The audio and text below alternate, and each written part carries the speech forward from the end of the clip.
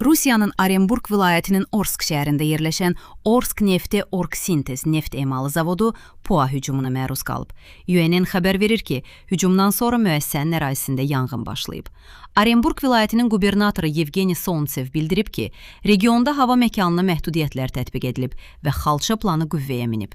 Həmçinin Orsk hava limanında təyyarələrin qəbulu və yola salınmasına müvəqqəti məhdudiyyətlər tətbiq olunub. Şəhər rəhbəri Artyom Vorobyov da Orskda PUA hücumunun baş verdiyini təsdiqləyib. Hazırda yanğının davam etdiyi bildirilir.